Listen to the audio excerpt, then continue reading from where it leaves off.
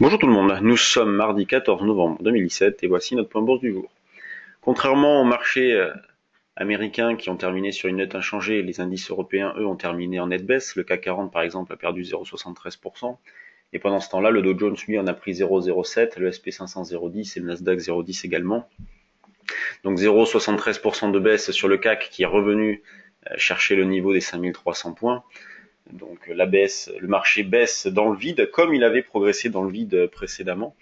Là, regardez cette bougie-là. Le marché a fortement progressé ce jour-là. On était rapidement passé de 5400 à 5500. Eh bien, le marché a fait le chemin inverse avec la même vitesse. Donc, on est très rapidement passé de 5500 à 5300 points. Mais il n'y a pas d'alerte majeure. C'est vrai qu'on est assez surpris par la violence de la baisse, la rapidité de la baisse. Mais en tout cas, on ne détecte pas de programme de vente. On a la volatilité implicite qui reste également faible. Donc pour l'instant, ce qui se met en place ne va pas dans le sens d'un retracement très marqué, par exemple en direction des 5000. Mais c'est vrai qu'en pur intraday, les indications haussières, elles, sont neutralisées. Donc on peut jouer les deux sens, privilégier une zone d'aller-retour en gros entre 5400 et 5250. Et c'est là où les signaux techniques sont très importants, puisque en l'absence de sens prioritaire et de tendance marquée, eh bien le niveau d'opportunité n'est pas très important, n'est pas très élevé. Et donc les signaux techniques, eux, permettent d'avoir un meilleur timing d'intervention. Donc sur le DAX, ça serait la zone des 13 040 pour acheter un petit peu ce matin.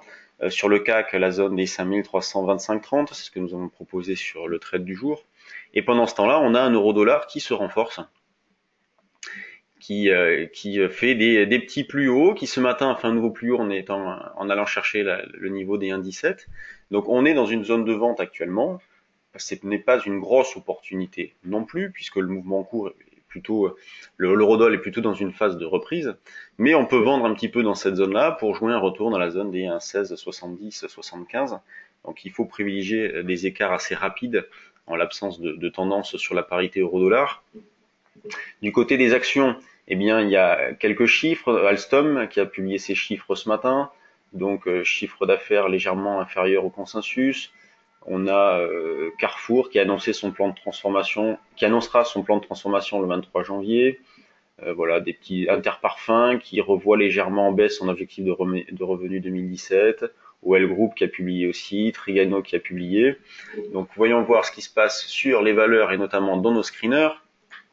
Qu'est-ce qui bouge ce matin? Donc CGG qui a repris la cotation après avoir été suspendu hier.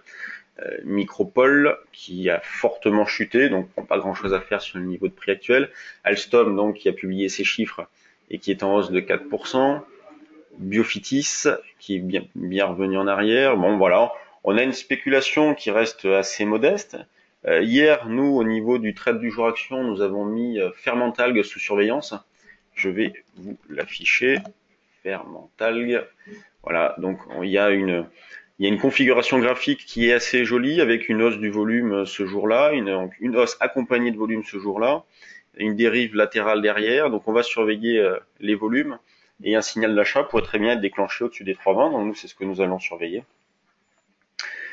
Et sur les valeurs du CAC, eh bien, on a toujours une grande régularité. Vous voyez, il n'y a pas d'excès, il n'y a pas de forte baisse.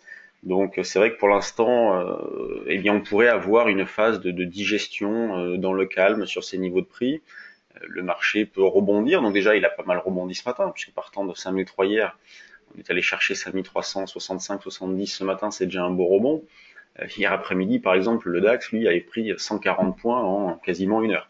Donc on voit bien qu'il y a une absence d'intérêt fondamentaux, toujours de la spéculation, de l'algo qui amplifie les mouvements, et donc beaucoup d'attentisme du côté des gérants. Il y a tout pour que ce contexte dure. Merci de votre attention, bon trading à tous, et à demain pour notre nouveau point bourse.